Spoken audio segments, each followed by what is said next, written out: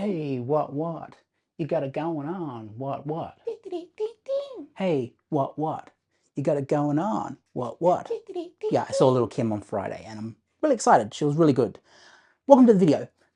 Today I want to talk about this Star Wars thing because it's making news all over the internet that Star Wars is getting run out of IMAX by He-Man of all things, you know, Masters of the Universe.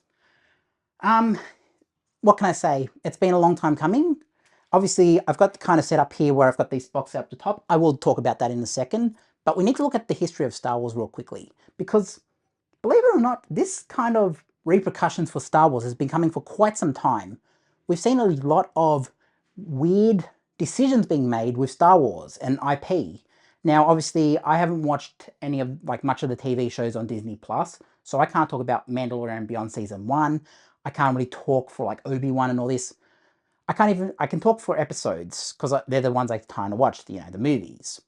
But we've seen so much Star Wars content in the past 10 years that it's kind of diluted the product. And a lot of the product has been subpar, for lack of a better term. Now, when I talk about Star Wars, so many people come to the original trilogy. You know, they come to, let me grab it off the shelf here if I can. They come to the original trilogy, you know, A New Hope or the original episode, 1977. They come to, you know, where are they? You know, Empire Strikes Back. They come to Return of the Jedi. And then somewhere around the 2000s or late 90s, we saw these up here, the remastered editions. And that ruined a lot of Star Wars. A lot of Star Wars fans still say, oh, my versions of Star Wars don't exist anymore. They don't put those out actively. And honestly, that kind of started the downward trend of Star Wars. Now, it was still as popular, don't get me wrong, it was still as popular. To sit here and say that it's not as popular because they did the prequel trilogy, the prequel trilogy has picked up somewhat of a cult following in the past decade or two. You know, when it was originally released, you know, Jar Jar Binks, now people speculate, is Jar Jar Binks a Sith Lord, or what was the deal? There is a lot of things with Star Wars. The original trilogy, though, is the gold standard, or was the gold standard before 97. And this is where it becomes diluted. Because everything up to about 2005, in terms of even when 2012, let's just say 2012, when Lucas sold it, was done by George Lucas, the original creator. So you could say, oh, but it is George Lucas. It's like when James Cameron goes back and alters Avatar or alters his movies or digital noise reductions, Terminator, or whatever. It's still James Cameron. But, you know, with Lucas, we gave some forgiving nature. Now we're seeing a big corporation take over it, and we get stuff like, don't get me wrong, we got the prequel trilogy from Lucas. But even now, these are gold compared to, you know, these sort of things. I haven't got episode 9 here, but let me just show you. You know, this kind of copied episode 4. This ruined a lot of the fan base because of what they did to Luke Skywalker. And, you know, the last movie of Princess Leia. Or, you know, Princess Leia was in episode 9, kind of, but the last one where she was in this, Carrie Fisher. And then you have stuff like Solo, which was a bomb at the box office. So the evidence is right there. Star Wars has been on a downward trajectory for a very long time before Mandalorian and Grogu even hit the cinemas. So you really have this downward spiral of Star Wars has been in a weird bubble in the past decade. We've been oversaturated with Star Wars. We've been getting subpar Star Wars. And now it just became like, okay, let's mix everything into there. Some people called season 3 of Mandalorian woke.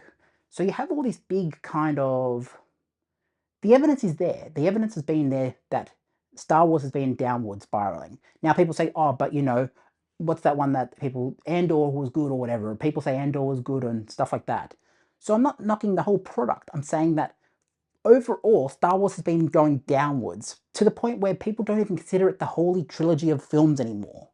You know, they used to say the original trilogy was the holy trilogy. They don't even call it that anymore. I mean, a lot of people don't. Some hardcore fans have just said, I don't care anymore. I'm indifferent to Star Wars. I don't care. They've moved on to other things. They've moved on to anime. They've moved on to new series. But Star Wars is not Star Wars of the early 2000s. It's not even the Star Wars of the 90s and 80s. Or the 70s even. It is no longer that appeal. So when I hear it's getting run out of IMAX by He-Man, I can believe it. You also have to look at how Mandalorian and Grogu has been presented as a TV show, and this is where they loaded the market. If you put Mandalorian and Grogu in cinemas in after season 1, I think it's a $1 billion movie. The fact that they waited 3 seasons until after the controversial 3rd season where people said this is woke, we don't like it, that ruined the fan base. They were like, well, I'm not going to go see that movie. You can put Jon Favreau in charge of it. You can do whatever you want. It's not going to resurrect Star Wars.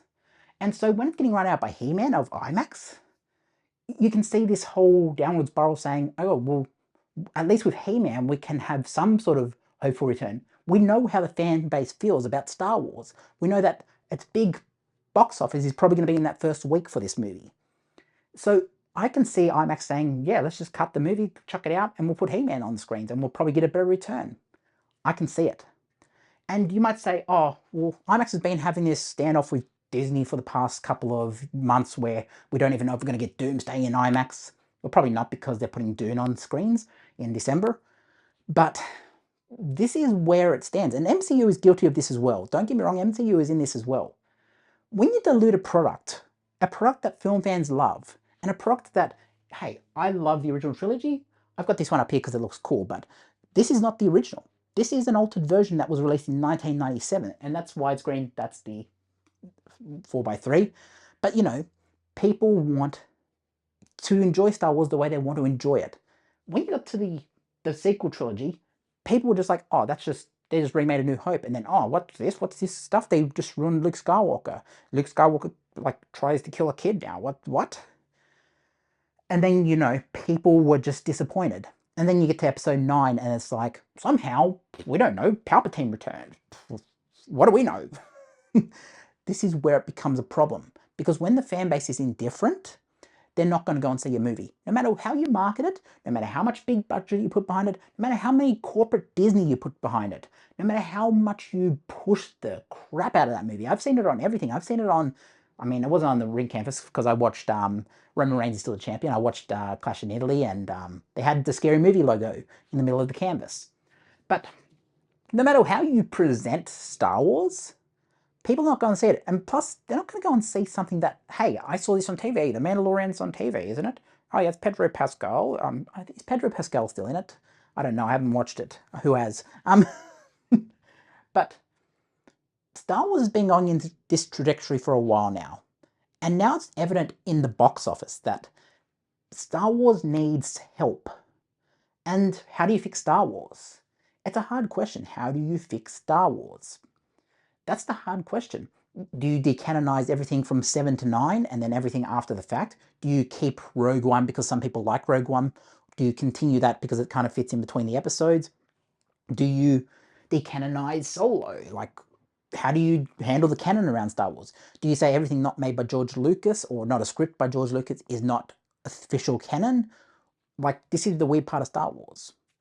And I don't even think George Lucas wants anything to do with it anymore. He's just kind of so indifferent to it, saying, yeah, you know, I don't care about Star Wars. Do whatever you want with it, guys. I don't care. But Star Wars is in a bad position. It's in a very bad position. And the fact that it's getting run out of IMAX is telling. And the fact that it's struggling at the box office, yes, it's been out for a week. I know people are going to say, it's been out for a week. Give it a chance. People might suddenly go and see it in a month in, who knows? Maybe there's a big holiday that comes up, you know, mid-year or tax time or something. Maybe that helps it a bit. But I don't see it. I don't see it happening for Star Wars. The fan base is indifferent to Star Wars. And when we start accepting that Star Wars is in bad shape, then we can start saying, as a community, as Star Wars fans and as film fans, how do we fix Star Wars? And I think a lot of people point to Kathleen Kennedy as what she did to Star Wars and Indiana Jones. No. I mean, yes, you can blame that, but it's corporate Disney overall, because they've done the same thing to the MCU. They've done the same thing to a lot of IPs. We've seen Pixar lose some of its shine. And yes, they're releasing a Toy Story, so Toy Story might do right. But Toy Story is the gold standard of, like, release a movie every 10 years or so, don't oversaturate it. If you had Toy Story on TV every other week, and then you had a movie out, and then you had a bit of this on there, then you had to go and watch a mini-series, and then who knows? Toy Story wouldn't feel special. Toy Story has some of the aura because it's like, oh, Toy Story 5. Okay, I know what I'm watching. I know where it fits. That's another thing with Star Wars. If you didn't watch if you didn't watch Mandalorian, where does it fit in the overall story, the overall narrative of Star Wars? Yes, it's a massive universe. They could be covering it. It could be like, Star Trek have this sort of thing of like, where does this all fit in the timeline? Yes, I understand that. Star Trek have a similar issue of like, oh, I don't want to watch that Star Wars, but I want to watch Jean-Luc Picard, or I want to watch Captain Kirk, or I want to watch this spin-off where they've got Christopher Pine or Chris Pine, whatever his name is, that we want to have that kind of thing. There's a lot of different ways you can watch Star Trek. Yeah, there's a lot of different ways you can watch Star Wars as well. But, Star Wars have been on this trajectory of like, don't give the fans what they want. The fans want the restored trilogy. They want it restored to 1977 and the original trilogy. And there's some fans who will be like, oh no, I want my altered post-1907s where we put Jabba the Hutt in episode 4. We want that. Cool, have both. I'm not saying don't have both. I'm just saying options. You need to restore some goodwill of the fan base. And as I said, Jon Favreau is a great director. I do like his movies. But not even he can save Star Wars. I don't even think George Lucas could save Star Wars at this point. I'm not saying reboot Star Wars, but I'm saying they really need to look at this canon and say, okay, we're making more Star Wars than we ever have. Same thing with the MCU. We've made more MCU than we ever have. There's a reason why you're not seeing as much MCU as you once seen when Disney Plus first launched. Because they've understood when you oversaturate the market and say, oh, well, here's all the MCU can handle. People weren't watching What If. I didn't watch What If. I watched WandaVision. I watched certain things. I didn't watch that Echo one. I didn't watch that because I was like, don't care. I watched the main stars who were in the Avengers, but then I don't care about many of the spin-offs. And that's how a lot of people feel about Star Wars as well. But what do you think? I want to know.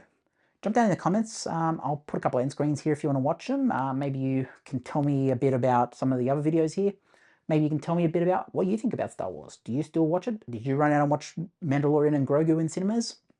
Or are you one of those fans who are like, I don't care anymore. I don't care about Star Wars. I don't want to see it. Let me know. I'll catch you in the next one. Peace.